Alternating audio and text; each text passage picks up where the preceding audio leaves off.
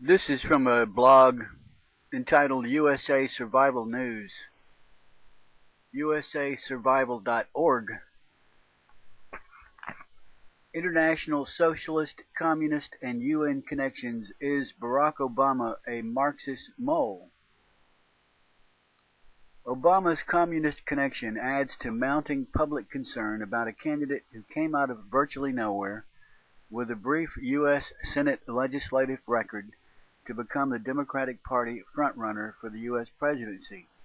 Decades ago, the CPUSA had tens of thousands of members, some of them covert agents who had penetrated the U.S. government. It received secret subsidies from the old Soviet Union. You won't find any of this discussed in David Mendel's book, Obama, From Promise to Power. Superficial. It is typical of the superficial biographies of Obama now on the market. Secret smoking seems to be Obama's most controversial activity. At best, Mendel and the liberal media describe Obama as left-leaning, but you will find it briefly discussed in Obama's own book, Dreams from My Father. He writes about a poet named Frank, who visited them in Hawaii reading poetry and was full of hard-earned knowledge and advice. Who was Frank? Obama only says that he had some modest notoriety once, and was a contemporary of Richard Wright and Langston Hughes during his years in Chicago, but was now pushing 80. He writes about Frank and his old Black Power dashiki. He writes about Frank and his old Black Power dashiki self, giving him advice before he left for Occidental College in 1979 at the age of 18. This Frank is none other than Frank Marshall Davis, the black communist writer now considered by some to be in the same category of prominence as Maya Angelou and Alice Walker.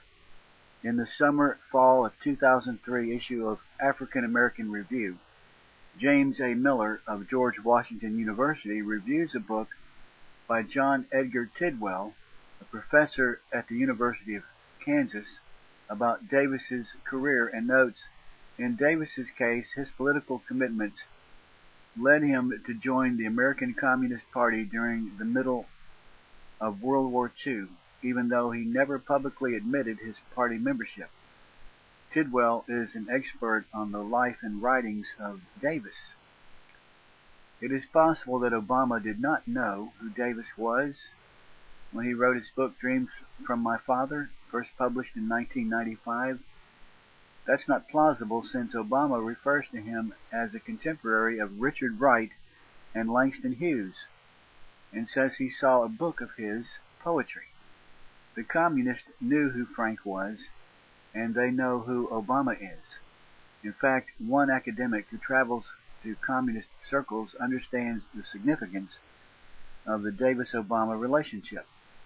Professor Gerald Horne, a contributing editor of the Communist Party journal Political Affairs, talked about it during a speech last March at the reception of the Communist Party USA archives at the Tamiment Library at New York University. The remarks were posted online under the headline "Rethinking the History and Future of the Communist Party." Horne, a history professor at the University of Houston, noted that Davis, who moved to Honolulu from Kansas in 1948 at the suggestion of his good friend Paul Robeson, came into contact with Barack Obama and his family and became the young man's mentor, influencing Obama's sense of identity and career moves. Robeson, of course, was the well-known black actor and singer who served as a member of the CPUSA and apologist for the old Soviet Union. Davis had known Robeson from his time in Chicago. As Horne describes it, Davis befriended a Euro-American family that had migrated to Honolulu from Kansas, and a young woman from this family eventually had a child with a young student from Kenya, maybe not, who goes by the name of Barack Obama. who, retracing the steps of Davis, eventually decamped to Chicago.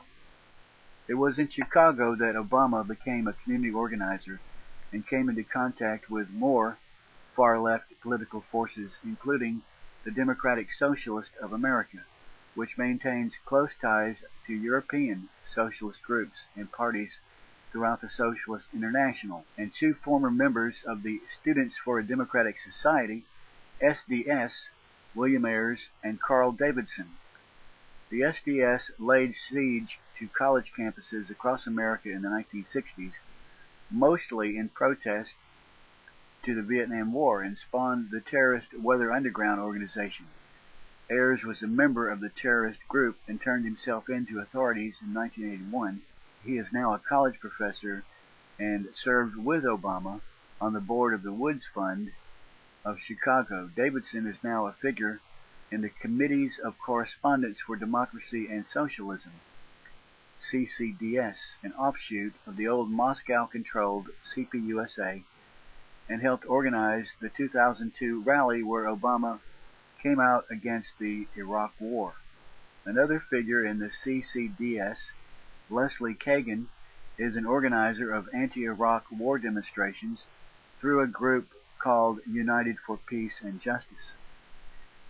Former congressional investigator Herbert Romerstein, an expert on communist activities, said most of the members of the CCDS came out of the CPUSA, where they functioned as stooges of the Soviet Union until the fall of that dictatorship. He said it was a close working relationship with the Stalinist remnants of the former East Germany, now called the Party of Socialistic Socialism. Romerstein also cited evidence that after the 9/11 terrorist attacks, Kagan organized the first meetings to plan opposition to any United States military action against those responsible.